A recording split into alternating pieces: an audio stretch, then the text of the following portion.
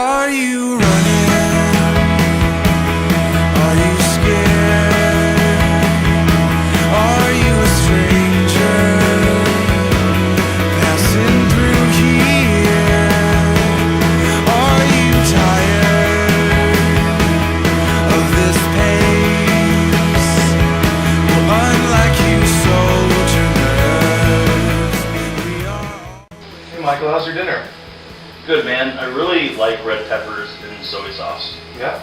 Yeah, it's nutritional and clean. Yeah? How's your tomato soup? Oh, it was delicious. Put some basil in there, some Parmesan cheese. It's amazing. Love the farm. To some vegetarians, basil is considered part of the meat group. Not this vegetarian.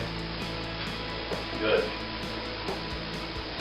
The other day, Brandon, I live in this house with you, and the other day I heard music, but it didn't sound like a CD. Do you play music? Yeah, as a matter of fact, I do play music. Do you have like your own project, or do you play with a band or anything? I play with a band called the Rocketboys. We're from this house. Oh.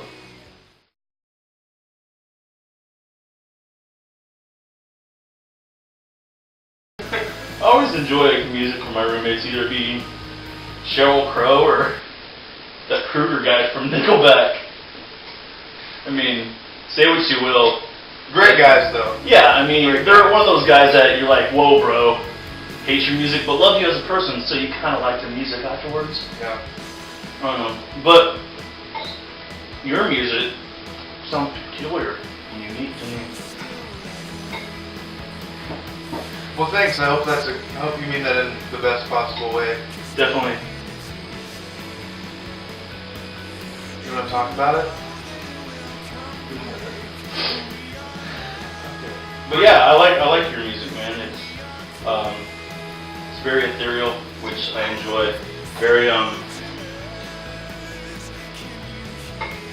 very acceptable to many genres, if you will.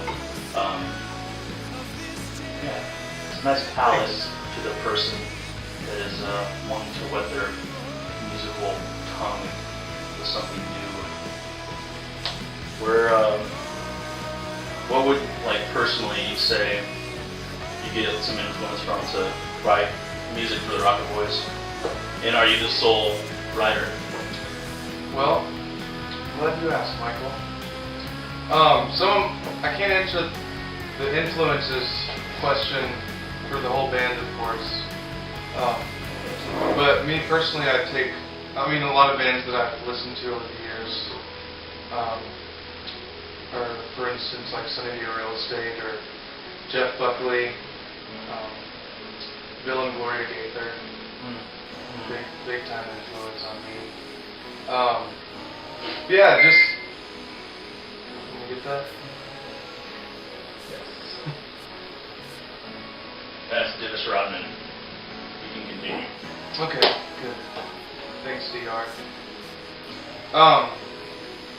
Yeah, so, just a lot of, like, different sorts of bands, you know.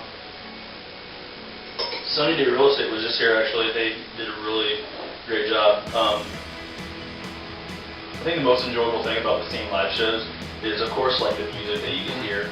But like with them, they were super enjoyable because you could tell that Jeremy, the lead guy, obviously, and everybody else whose names I don't know, were just Dan? like Dan, William,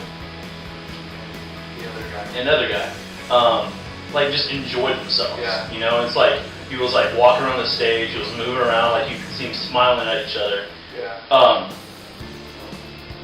To me, like in the stage that we're at in music, online music being a huge thing, so many bands are really wanting to push vinyls or just actually getting a CD, a jewel box in somebody's hand.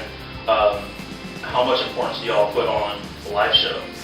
And do y'all really kind of use that to solidify a sale business way, maybe? I think like our live show is the thing we pride ourselves on the most, you know. Obviously we want to have a good record out for people to listen to when we're not around and want it to look cool and things like that. But the live show is where it's at. We wouldn't, we're a band because we love to play sizzle, you know, and so that's definitely something that we want to keep pristine and sounding good.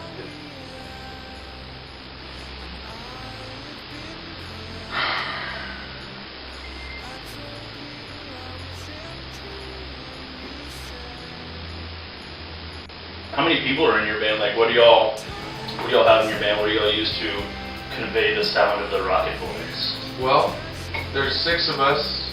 There's myself, I sing and play the guitar and occasionally the piano. And then we have a lead bass player. We got lead keyboards, 2 other lead guitars, and a lead drummer. Sweet. So, 6 people in all. Actually, y'all just had a drummer change, correct? Yeah, I think I read that in on the kitchen table. Yeah. Yeah.